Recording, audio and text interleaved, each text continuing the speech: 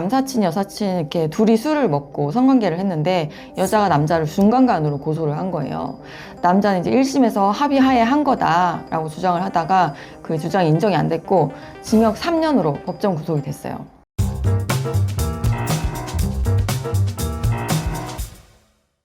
안녕하세요 여러분, 부장판사 출신 변호사 나리 박나리 변호사입니다. 형사사건에서 합의를 한다는 말 많이 들어보셨을 텐데요. 오늘은 합의가 과연 무엇이고 어떠한 경우에 어떻게 해야 하는지 한번 알아보겠습니다. 형사사건으로 조사를 받게 되었는데 어떤 경우에 합의를 해야 할까요? 이렇게 물으시는데요.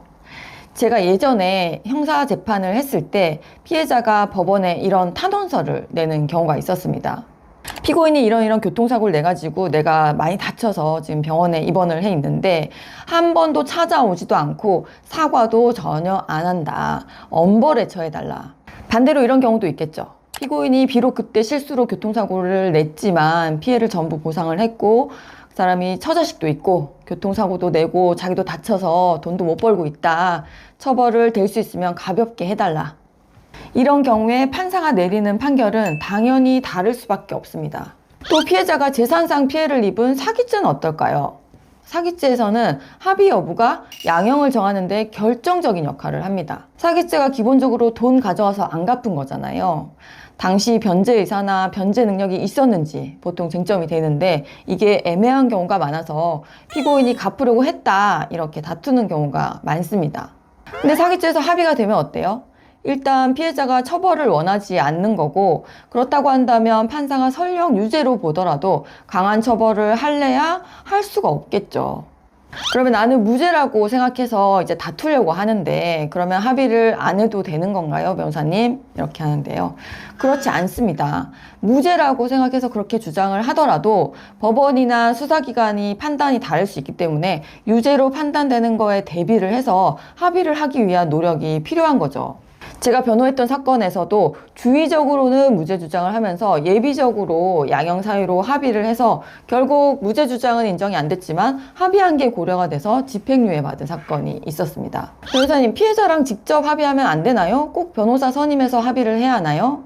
피고인이 피해자하고 직접 합의를 하는 것이 불가능하진 않습니다. 예를 들어 교통사고 같이 2차 가해가 덜 문제되는 그런 경우에는 충분히 직접 합의를 진행하셔도 문제가 안 됩니다. 그렇지만 사안의 성격에 따라서는 변호사를 선임을 해서 합의를 해야 되는 경우가 있는데요. 성폭력이나 학교폭력 같은 사건들이 그렇거든요. 가해자가 직접 피해자한테 연락을 하면 피해자 입장에서는 2차 가해가 된다라고 느낄 수 있고 그로 인한 추가적인 피해를 수사기관이나 법원에 호소를 해서 더 중한 처벌을 원하는 의사를 표시할 수 있기 때문입니다. 특히 성폭력 사건 같은 경우에는 피고인이 피해자한테 직접 연락을 하면 안 되고요. 법원에서 연락처를 알려주지도 않습니다. 이런 경우에는 꼭 변호사 선임을 해서 연락을 하셔야 되고요. 또 학교폭력 같은 사건 경우에도 피해자가 가해자와의 연락을 아예 거부하는 경우가 많기 때문에 변호사를 선임해서 연락하시는 게 좋습니다. 사건이 수사 중인데 피해자와의 연락처를 모른다면 어떻게 피해자하고 합의를 할 수 있나요? 일반적으로 수사 단계에서 피해자의 연락처를 모를 경우에는 변호사가 경찰 담당 수사관님한테 합의를 위해서 피해자한테 연락을 하고 싶다 이렇게 얘기를 하면서 피해자 연락처를 알려주셨으면 한다 이렇게 공손하게 말씀을 드리면 담당 수사관님이 피해자한테 연락해서 연락처를 이제 피해자 측에 줘도 되겠느냐 이렇게 의사를 물어보거든요.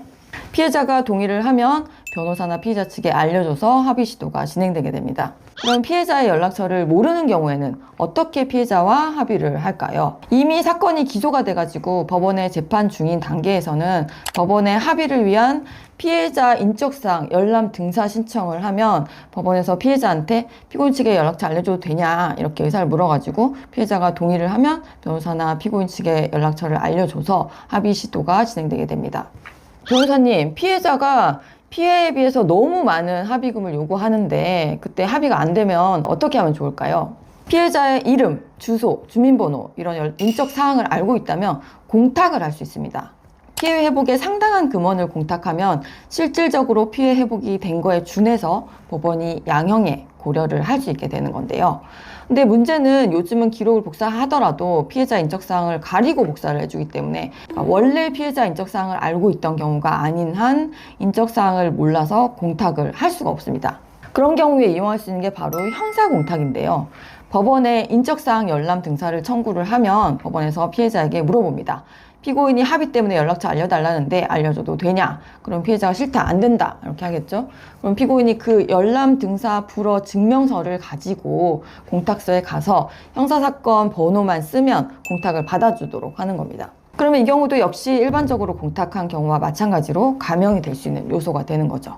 변호사님, 그럼 적정한 합의 금액은 도대체 얼마인가요? 이렇게 물어보시는데요. 적정 합의금은 사건에 따라서 천차만별입니다. 피해 종류, 성격, 형사처벌로 인해서 피고인이 입게 될 불이익, 피고인의 경제적 형편 이런 거에 따라서 달라집니다.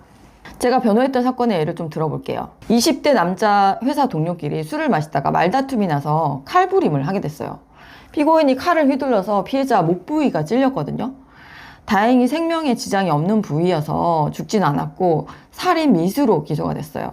그리고 둘이 원래부터 사이가 나쁜 건 아니었고 피고인이 뭐 어떤 특별한 원한을 가지고 범행을 한 거는 아니었어서 합의가 됐는데 합의금은 4천만 원이었습니다. 또 강간 사건인데요. 남사친, 여사친 이렇게 둘이 술을 먹고 성관계를 했는데 여자가 남자를 중간간으로 고소를 한 거예요.